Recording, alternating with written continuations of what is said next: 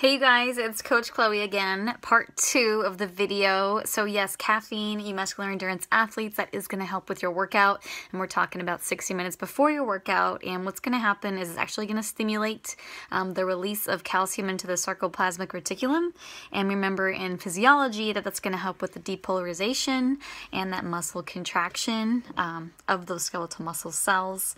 It's also going to help with mobilizing those free fatty acids, so enhanced fat oxidation during your workout and inhibit carbohydrate oxidation. And also because endurance athletes, we're going to get our VO2 max pretty high, it's really going to help us because it's going to improve performance, especially 70 to 75% of VO2 max for 15 to 120 minutes. Yes, 2 hours. That is highly sustainable.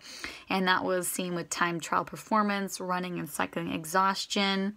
It's also been shown to improve endurance performance by increasing the secretion of beta endorphins. So those awesome feelings that we get, right, of euphoria, and then also altered pain perception. So we can actually crank out more reps before we feel that pain of those muscle contractions. So it's pretty awesome.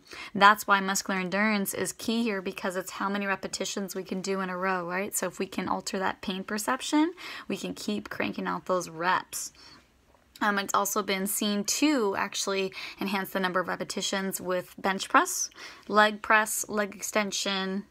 Awesome, really good exercises. And of course, we're talking about that enhanced catecholamine release. So that epinephrine, which is, as we know, is that adrenaline. Also, caffeine may help with losing fat mass because it's going to increase the effect of lipolysis.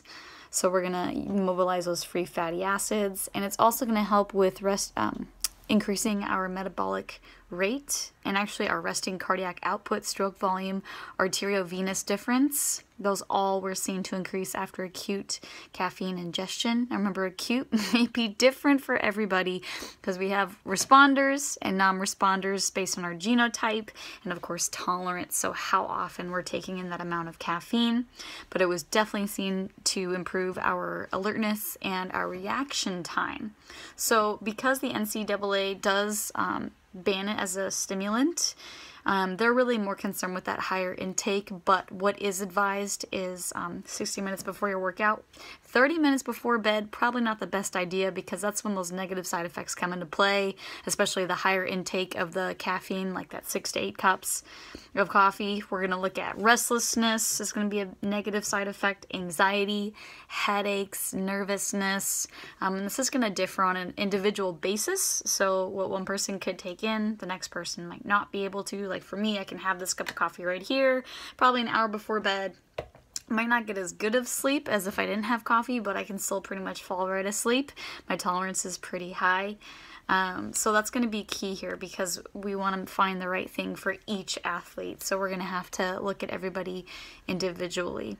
So higher doses, closer to 9 milligrams per kilogram, is going to bring on those negative side effects. So keep that in mind. Players, as you are getting ready for your practices and your games, don't feel bad about having that cup of coffee, especially in the morning, so you can study, be more alert, because it actually is going to help your workout.